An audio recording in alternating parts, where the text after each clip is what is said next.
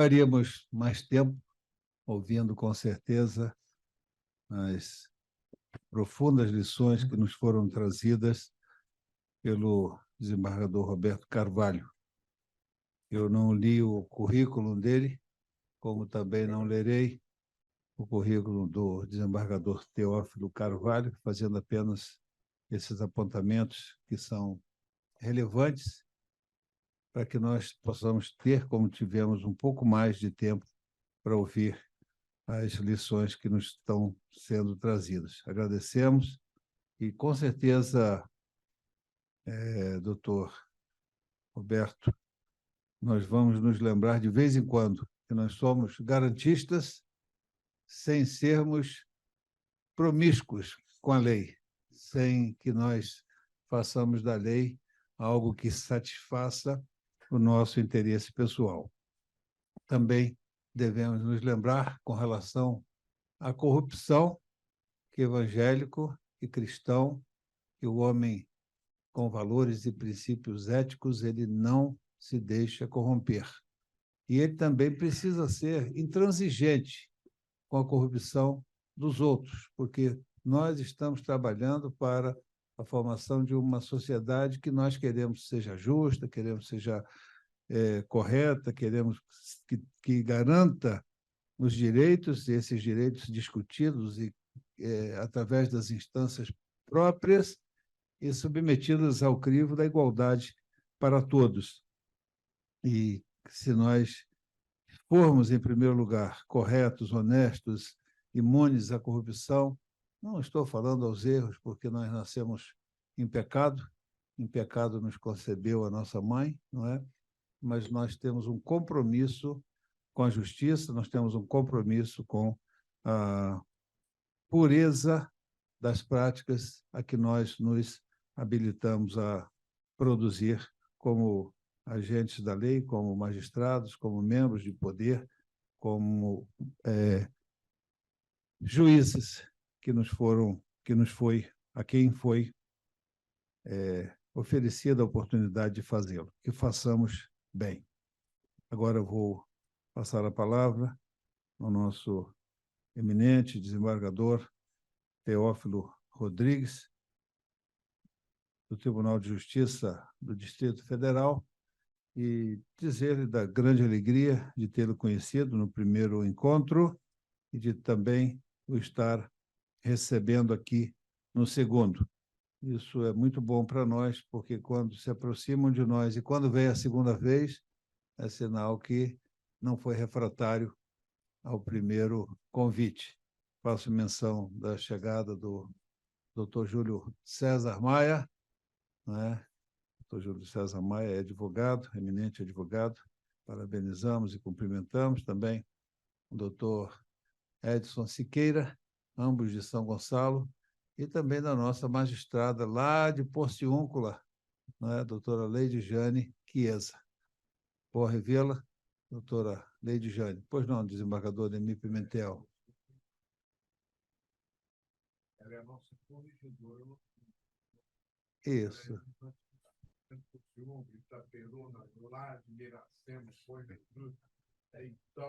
É diretora do NURC, não é isso? Ainda é esse o nome? É a comandante. NURC, né?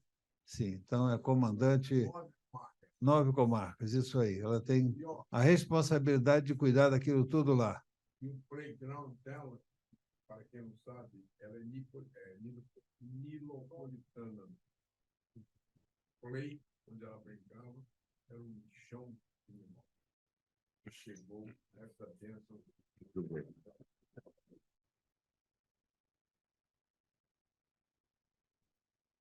Deus seja louvado. Também mandamos o nosso abraço para o esposo, que está sempre conosco, né? E também para a sua prole, aqueles meninos, inclusive já é avó, né? Da Sofia. Acho que é só da Sofia até agora, né? Por enquanto só, mas Deus há de acrescentar à família muitos outros membros ilustres, como a avó e, quem sabe, como bisavó daqui a algum tempo. Deus permita. Então, vamos passar a palavra ao doutor Teófilo, com muita alegria. Doutor Teófilo. Inicialmente, renovo os cumprimentos a todos, né? Vou alinhar e endossar todas as palavras feitas, e os cumprimentos, referências pessoais feitas pelo desembargador Fábio Dutra, né? Até para não ter a possibilidade de incorrer em alguma omissão, né? Até porque Sua Excelência fez referências pessoais a todos os presentes, conhece a todos, inclusive. Então, eu ratifico todas as referências, mas me permitam fazer uma referência especial e um agradecimento à desembargadora Nilsoni de Freitas Custódio, digna presidente da ANAMEL, que é minha colega de concurso, estimadíssima amiga da magistratura e de vida. Nos conhecemos aí há mais de 30 anos, né? E debito a ela esse convite honroso, mas de muita responsabilidade, né? De estar aqui hoje na condição de expositor diante de uma assistência tão qualificada e seleta, né? O que me traz um pouco de alento e tranquilidade é que, como o desembargador Fábio Dutra mencionou, participei do primeiro seminário que houve em Brasília, na condição de debatedor, também ao convite da desembargadora Nilsoni de Freitas, e ali, inclusive, fiz essa referência à Sua Excelência, fui acolhido como um amigo, como um irmão, me senti tão bem. Então, o que me traz alento hoje é isso, é de estar aqui, apesar de uma assistência tão seleta, com a responsabilidade muito grande, né, de figurar como expositor diante de oradores tão brilhantes, de me sentir aqui como no meio de amigos e de irmãos. Então, agradeço muito a desembargadora Nilsoni por esse convite e a de responsabilidade de Sua Excelência estar aqui hoje, né, também para... e, feitas essas referências, me permita, assim como o desembargador Roberto Veloso, fazer um pequeno testemunho no introito da minha exposição. E até um adendo, o desembargador Fábio Dutra tem sempre mencionado Teófilo Rodrigues, e é Rodrigues, sim, meu nome é Teófilo Rodrigues Caetano, mas é porque, às vezes, se olharem lá no site do tribunal, vão falar, mas cadê o desembargador Teófilo Rodrigues? É porque lá eu uso o Teófilo Caetano, né? Então, para que fala, mas cadê o desembargador Teófilo? Estava se apresentando como desembargador e não é desembargador, mas é Teófilo Rodrigues Caetano, sim, mas lá porque, até porque meu nome, né? Aí ficou Teófilo Caetano, que é o nome dos meus dois avós, que é Teófilo Caetano, e eu tenho um neto no final. Então, procuro também honrar muito o nome deles. Então, faço um pequeno testemunho, do Roberto, assim, seguindo as palavras de Vossa Excelência, e até do desembargador Ricardo Rodrigues, ontem, na abertura do seminário. E a minha mãe também é da carreira jurídica. Minha mãe é procuradora aposentada hoje, felizmente está em vida, está bem de saúde, e é da área jurídica, e me inspirou e ingressei na Faculdade de Direito, mas já com o intuito de seguir a magistratura. Não tinha outra intenção, meu foco era esse. E, naquela época, tinha alguns requisitos para ingresso na magistratura, inclusive de idade mínima, né? E Deus me abençoou, eu fui fazendo concursos até alcançar essa idade mínima, e foram 2 concursos, na verdade, para a magistratura que eu fiz, consegui, com a graça de Deus, aprovação, já na idade mínima ali, abri um concurso e consegui, então, entrar e realizar muito cedo essa ambição, esse sonho. E me realizei, sou muito realizado profissionalmente, ingressei na magistratura, me dediquei e continuo me dedicando, me sinto prazeroso. Hoje é o que eu sempre falo, até com a Nilsoni, o que nos oprime hoje um pouco é o volume de processos e que nós temos que lidar diariamente, mas o ato de julgar, apesar de que é muito delicado, envolve muita responsabilidade, mas me traz muita satisfação, porque foi realmente aquela a bênção que eu tive de Deus, e que, então, até hoje, eu tenho uma satisfação, tenho um orgulho e tenho sempre esse elan de estar ainda na judicatura. Espero continuar por muito tempo ainda. Então, eu queria só fazer esse registro para mim. Então, e até para alertar que todas as referências que farei na sequência não tem nenhum intuito aqui, nenhum viés de pessimismo, ao contrário. É mais de realidade que nós estamos vivenciando hoje, atravessando, o que a magistratura hoje está também sofrendo nessa alteração de paradigma e tudo mais, o que nós temos vivenciado no dia a dia, mas jamais com esse viés pessimista, porque não tenho muito entusiasmo ainda de continuar atuando como juiz. Então, me me penitencio por essa referência, mas acho que é pertinente de até fazer esse alerta aí de que não tenho nenhuma crítica, nenhuma qualquer conotação aqui negativa em relação à magistratura, ao contrário. E a magistratura, como os senhores e todos aqui são muito conhecedores da Bíblia, ela tem várias referências nos textos sagrados, né? E ali vem tanto na Bíblia, começa inclusive na história da antiguidade, se a gente vê, inclusive na história do Império Romano, tem várias menções a juízes, e a magistratura ali também tinha uma conotação de tanto de juiz como também de administrador. Já na Bíblia, quando é enfocado, já é tratado como juiz, e aí sim como incumbido de julgar os atos e fatos humanos. Então, há sempre essa referência. Então, tem uma origem muito antiga, até porque desde que o homem passou a conviver em sociedade, começaram os conflitos e ali tinha que ter alguém para arbitrar essas soluções quando os contendores, quando as pessoas que entravam em conflito não conseguiam ter essa solução entre eles, teria que ter um terceiro para intervir e resolver essa situação conflituosa. E aí é que entra a figura do juiz. E o juiz, diante disso, em todo o histórico, a começar pela Bíblia, ele tem, apesar de fazer parte do sistema hoje, sistema de justiça, ordenamento juridicamente ordenado, que integra ali a advocacia pública, privada, defensoria pública, Ministério Público, mas o juiz continua tendo um papel determinante e de relevo, porque, na verdade, a palavra final é dele. Porque, apesar de que todos estão ali, o advogado apresenta a sua demanda, tem todo o procedimento, ao final, quem decide, quem dá a última palavra, é o juiz, e daí a visibilidade que a magistratura tem e sempre teve, né? E continuará tendo em razão desse fato, né? Apesar de que todo o trabalho que é feito por todos os atores aí do sistema de justiça, ao final, o juiz é que, num ato solitário, quando é o juiz de primeiro grau, e às vezes colegiado, mas sempre envolve uma convicção solitária, ele dará aquela última palavra na resolução desses conflitos.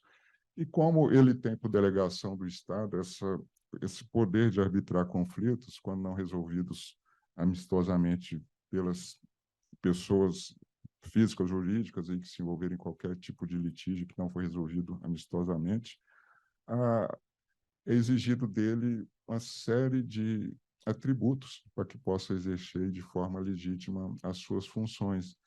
E o que eu vejo, e faço um paralelo interessante, é que no momento que a gente vê, tanto pegando a Loman como o Código de Ética da Magistratura, que há muito foi editado pelo Conselho Nacional de Justiça, há um paralelo muito grande do que é exigido do juiz, do cidadão, do cristão, que pratica aí os preceitos que estão escritos na Bíblia. O único diferencial que eu vejo é que do juiz, até em razão da sua especialidade, em razão da sua atividade profissional, é demandado aí o conhecimento e capacidade técnica, mas todos aqueles demais atributos de prudência, de ética, de comedimento, isso aí está inserido aí do que é exigido do cristão que pratica os ensinamentos bíblicos. Nós trazemos isso aí para a figura do juiz e até em razão, como eu já disse, da exposição que a sua atividade gera por ele estar interferindo na vida das pessoas, não julgando as pessoas, julgando fatos e atos jurídicos, mas há uma intervenção do Estado através do juiz na pessoa, na vida das pessoas, na condução dos seus negócios. Os exemplos mais claros que a gente tem, o desembargador Veloso bem abordou, na área criminal, porque ali há a imposição de sanções, apesar de que estão julgando os fatos e não a pessoas, mas há a imposição de sanções que reflete diretamente na pessoa. A outra situação que é muito sensível também é quando envolve expropriação de bens, porque há aquela intervenção do Estado, através do juiz, no patrimônio da pessoa. No caso de uma execução, vai ali e retira determinado patrimônio da sua titularidade para resolver uma obrigação que ela amistosamente não resolveu, ou por outro motivo.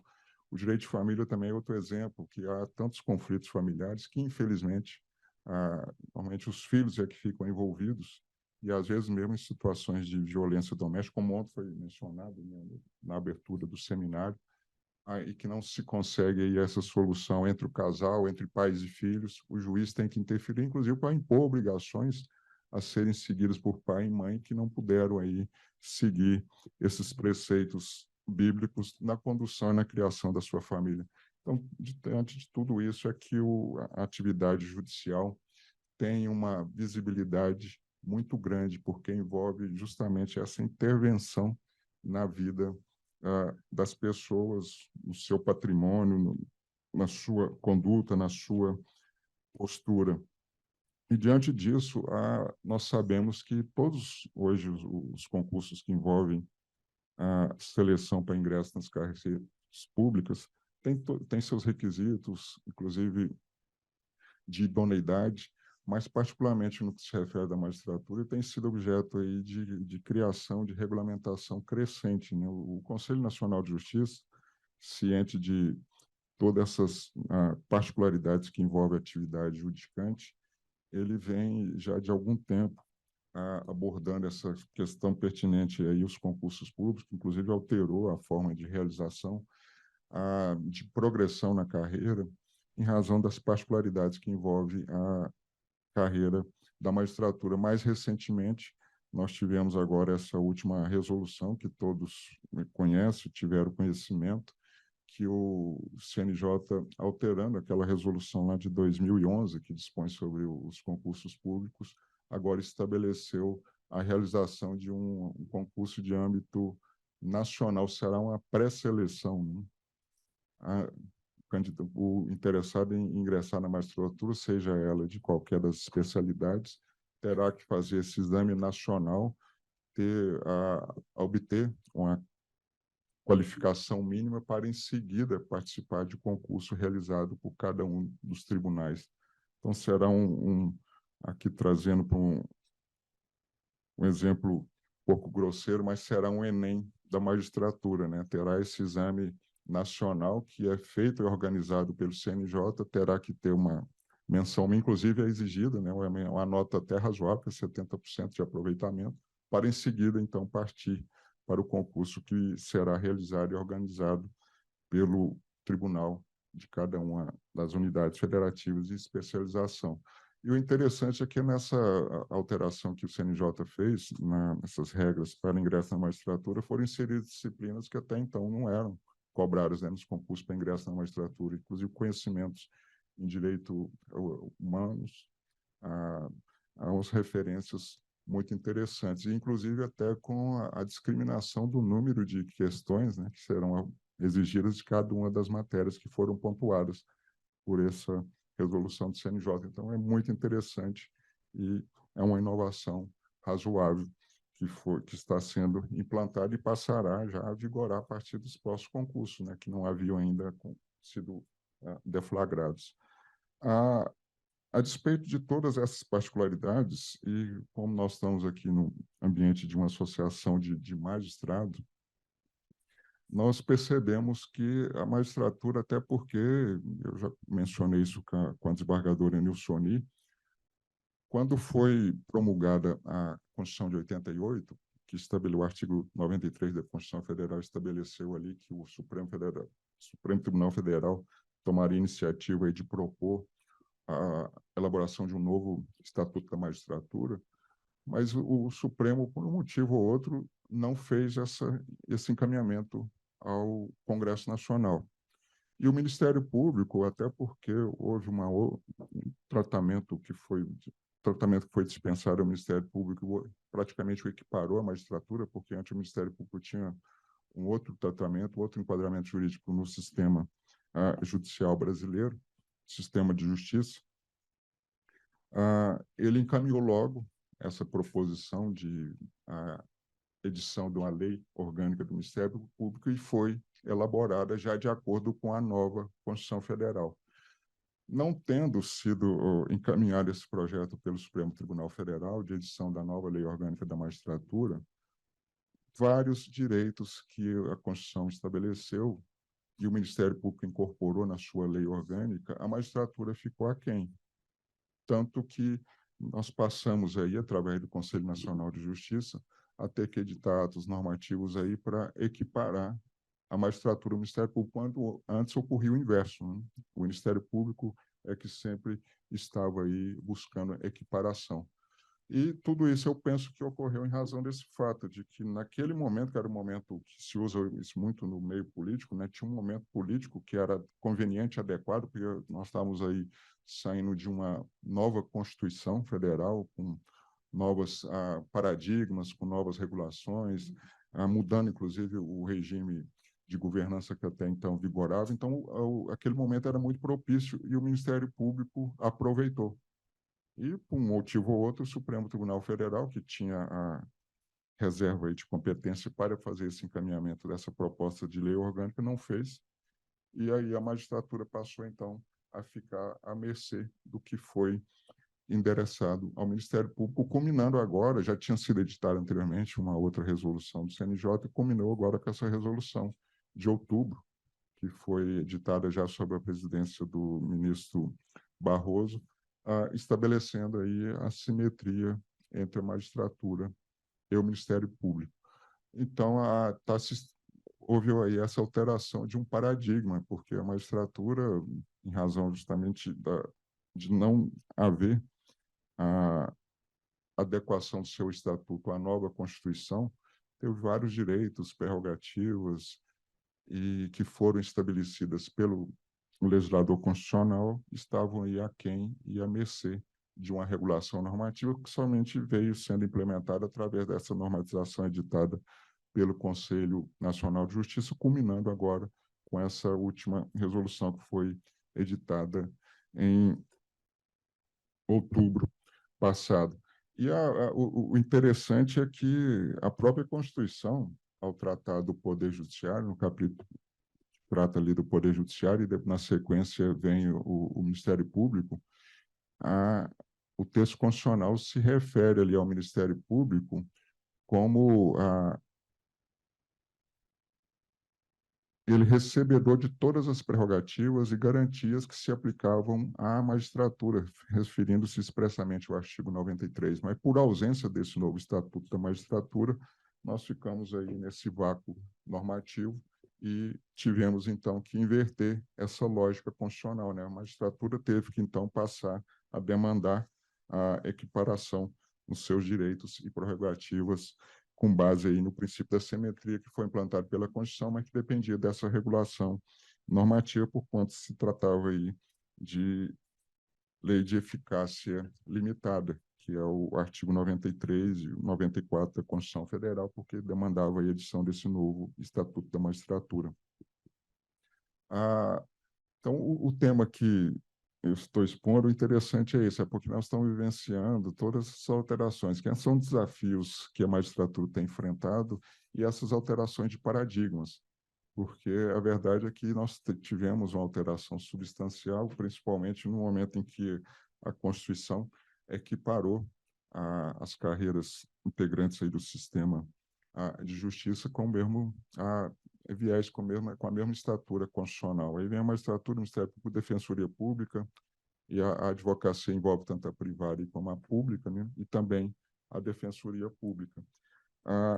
E os desafios aí que eu tenho vivenciado, que todos nós, né, estamos, antes do início aqui dos trabalhos, nós estávamos comentando isso, o que ocorreu em razão do advento da internet, né, como a forma de trabalhar, na forma de até mesmo nos instruir, de focarmos na nossa formação, houve uma alteração substancial, porque a dinâmica implantada pela internet ela é outra, ela é muito diferente daquela que existia ainda nos anos 90, início do século XXI, enquanto a internet não estava ainda com essa difusão que tem hoje. E em razão da pandemia provocada aí pela Covid-19, nós tivemos outro salto, porque, particularmente no Distrito Federal, nós estávamos, antes do advento desse fato terrível que foi a pandemia, nós estávamos vivenciando já um processo de digitalização dos processos aí para a implantação do processo eletrônico completo. Com o advento aí da pandemia, o tribunal, felizmente, lá não teve tanta dificuldade, porque nós já estávamos já caminhando nessa forma, e ali, então, foi só uma aceleração dessa mudança do meio físico para o meio virtual.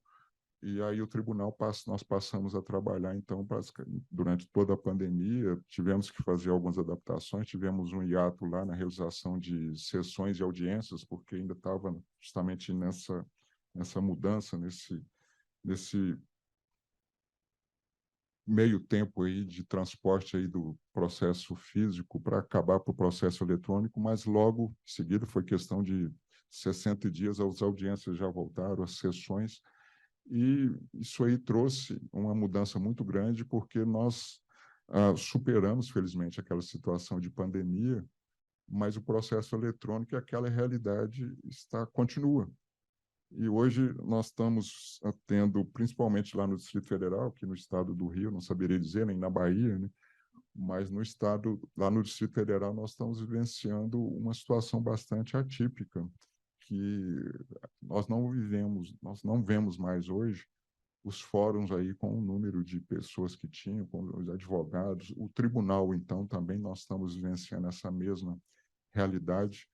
O tribunal, hoje, nós chegamos lá, dia de sessão, principalmente, que eram as quartas e quintas, né, que são sessões das turmas, aqui no Tribunal do Rio, o equivalente às turmas são as câmaras, lá nós chamamos lá turma, mas aqui as câmaras, então são os dias que tem sessões de todas as turmas cíveis e criminais, que é as quartas e quintas, mas ainda assim o tribunal não tem aquele comparecimento, aquela presença principalmente de advogados que tinha, até porque, apesar de nós termos superado aquele período, com essa inovação que a internet, que a implantação do processo eletrônico viabilizou, está sendo possível eles fazerem sustentações orais hoje de qualquer lugar do Brasil, até do exterior. Se tiver acesso à internet, basta fazer aquele cadastramento, que nós estamos ali tendo sustentação oral, sem que o advogado tenha que comparecer pessoalmente à sala de sessões.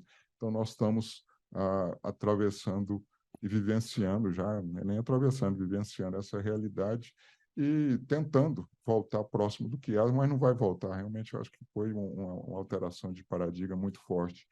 E sempre, ontem mesmo, eu estava comentando com a desembargadora da Nicioni, quando o desembargador Carvalho, na sua manifestação, mencionou na humanização das decisões judiciais, né? E eu tenho uma preocupação muito grande, não sou refratário de maneira alguma ao processo eletrônico, ao contrário, é uma realidade.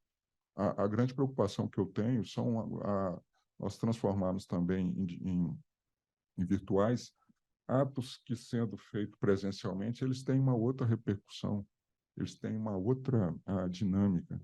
Aqui nós estamos aqui hoje reunidos presencialmente. Imagina se nós estivéssemos fazendo esse seminário hoje por meio digital. Eu penso que não teria o mesmo retorno, essa mesma interação.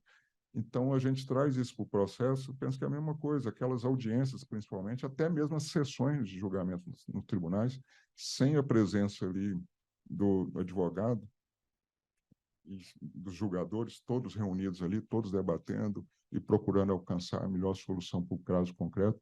Eu penso que se perde muito disso.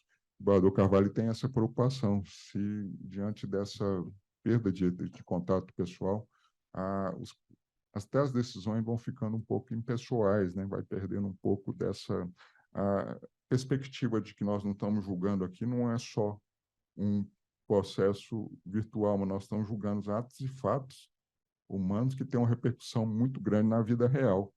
Então, o que a gente tem que ter essa perspectiva, nós não podemos aí perder essa preocupação e essa perspectiva de que, apesar de estarmos lidando em ambiente virtual, nós continuamos lidando, sim, com fatos e atos humanos e decisões que terão repercussões muito grandes na vida das pessoas, né? Então, nós não podemos, penso, é um desafio que temos, mas não podemos perder essa perspectiva justamente para mantermos aí a pessoalidade de cada uma das decisões judiciais.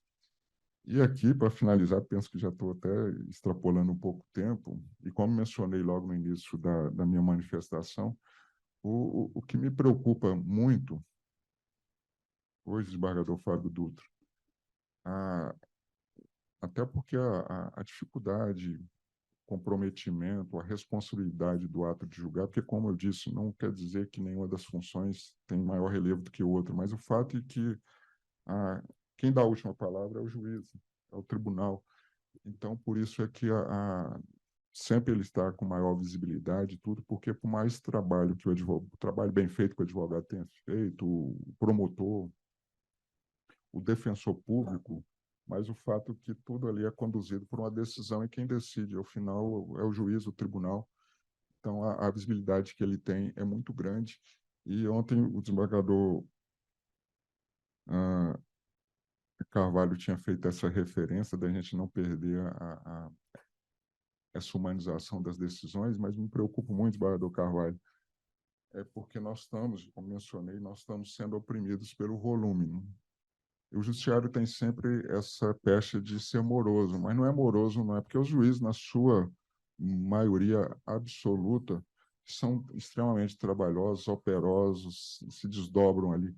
Mas o fato é porque o número de processos é que aí sim que causa todo esse represamento, esse volume absurdo de processos aí que chega ao final do ano, são poucos os tribunais que conseguem dar vazão àquele passivo para cumprir as metas estabelecidas pelo CNJ.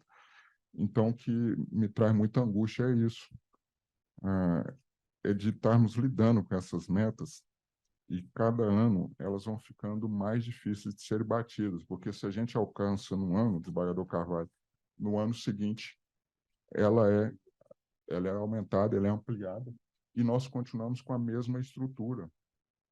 Então, se hoje nós conseguimos julgar X, de acordo com o que tinha sido julgado o ano passado, o ano que vem nós vamos ter que julgar mais, mas a estrutura é a mesma. Então, o que me traz muita preocupação é isso, é porque nós nos tornamos, desembargador Fábio Dutra, penso que o único profissional que ele não tem uma meta de trabalho a ser cumprida, a ser alcançada de acordo com a sua capacidade, mas de acordo com o trabalho que é a ele apresentado.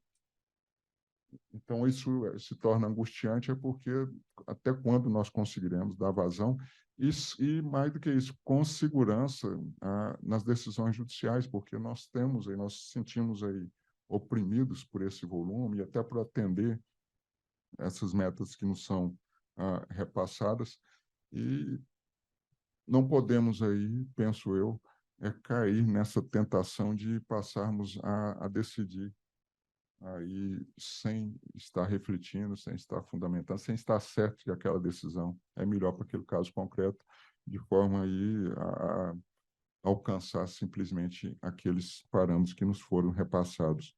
Então, é uma situação que é um desafio muito grande e penso que ele se tornou ainda mais agregado de um componente decorrente do fato de que a digitalização dos processos, a implantação do processo judicial eletrônico, tornou o trâmite dos processos muito mais ágil, muito mais rápido.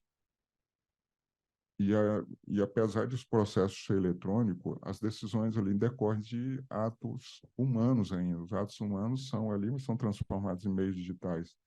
Então, essa velocidade aí não quer dizer que as decisões tenham capacidade aí de ter essa mesma agilidade, porque decorre justamente de uma produção humana. Então, é um desafio muito grande.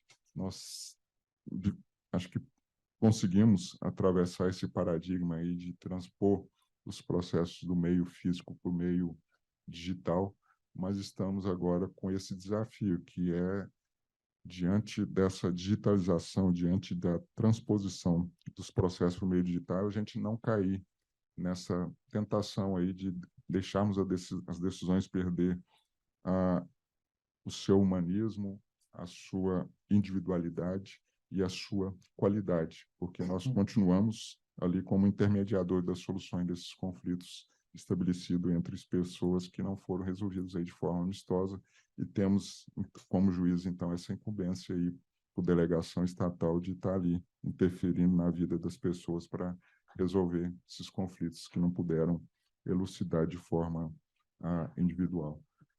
Então, são essas as palavras. Mais uma vez, agradeço muito o convite que tive, fiquei muito honrado, me sinto aqui entre amigos, é o que me traz conforto de estar aqui e até ter mais liberdade para fazer essa exposição e diante de uma assistência tão seleta e tão qualificada. E muito obrigado pela atenção.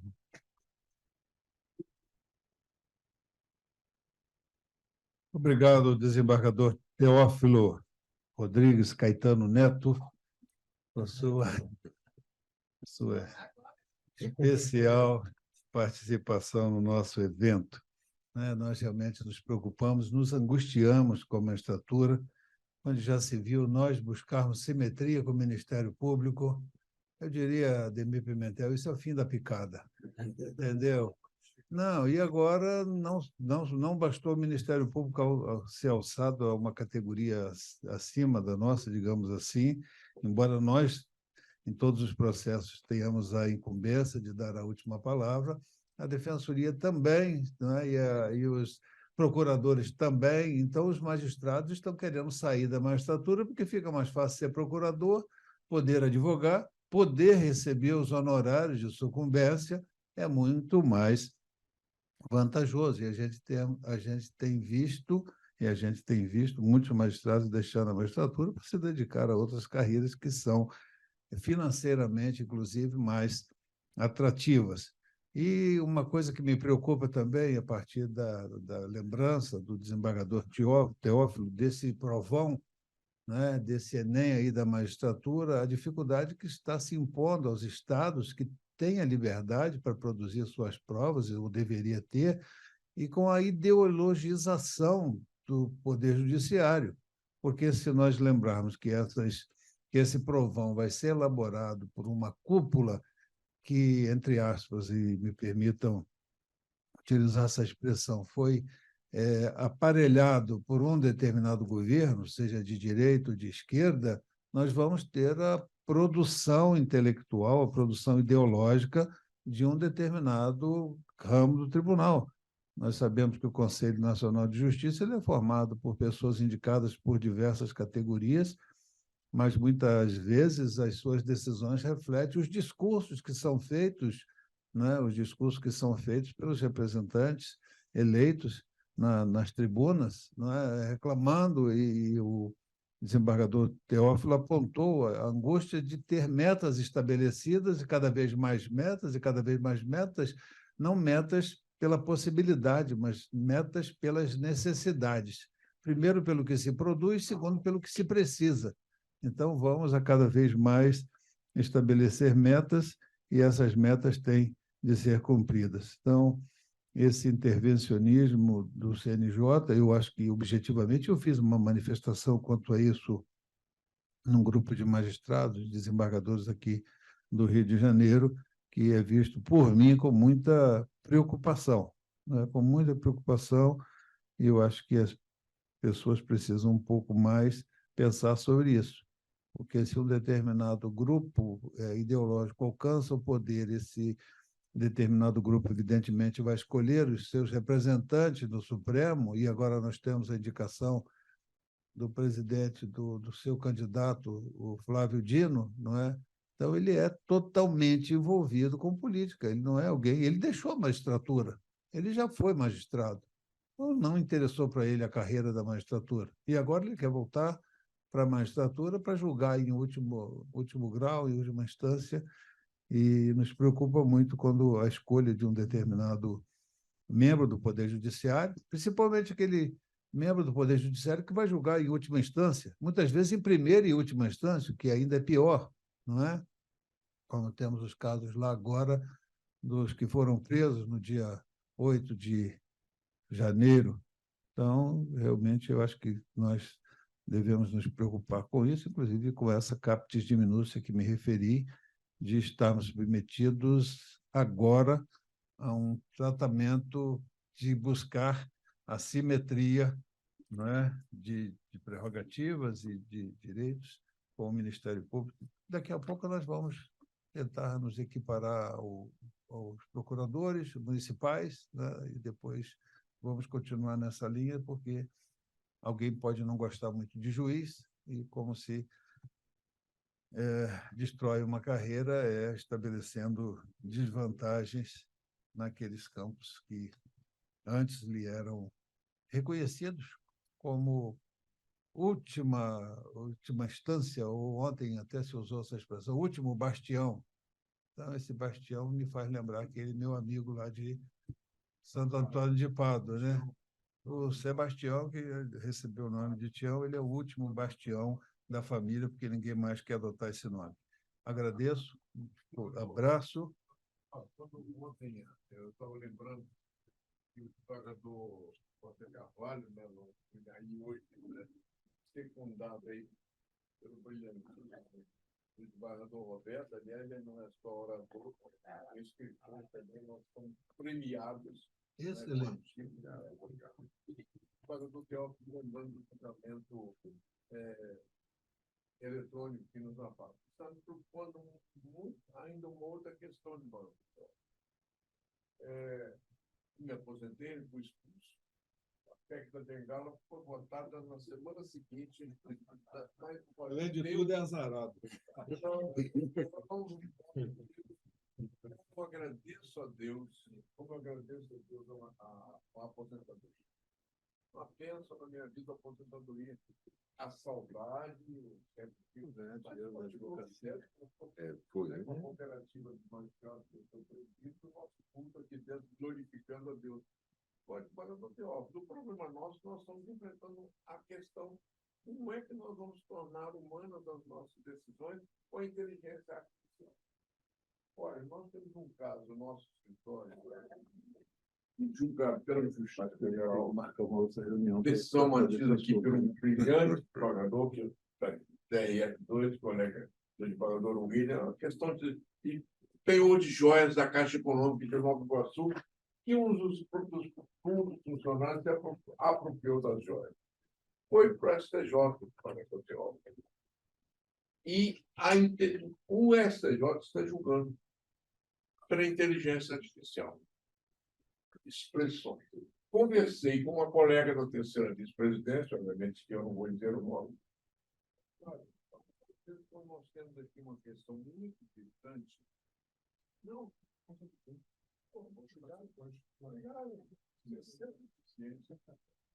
porque é isso mesmo, me esqueci. Então, desembargador, às vezes a terceira vice-presidência, quando a coisa está havendo uma tentativa de algumas troca de expressões para que o STJ conheça. Tudo é súmula 7. Tudo é súmula 7. Nós não conseguimos, quando nós temos o alívio da terceira vice-presidência que admitir, que é coisa raríssima, chega lá em cima, súmula 7.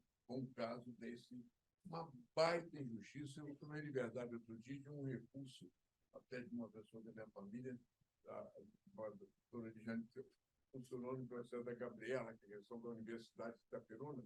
Minha sobrinha, Casa Gabriela, disse que, lamentavelmente, a súmula 7 tem sido uma fonte inesgotável de injustiça. E aí eu pergunto aos meus queridos pagadores Roberto e Teófilo, que nos encheram o coração de esperança, e a expressão do pagador Costa Carvalho com relação ao humanismo. Como que nós vamos ser humanos, os julgamentos serão humanos com inteligência artificial?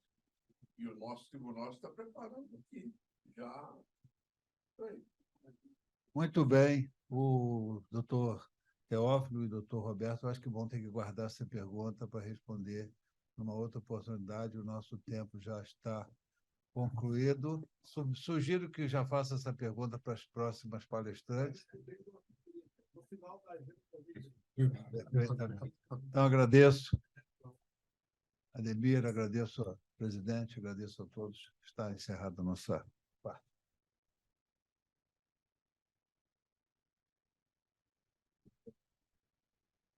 Nossos agradecimentos aos participantes do primeiro painel, Suas Excelências, os senhores desembargadores Fábio Dutra, Roberto Veloso e Teófilo Rodrigues Caetano.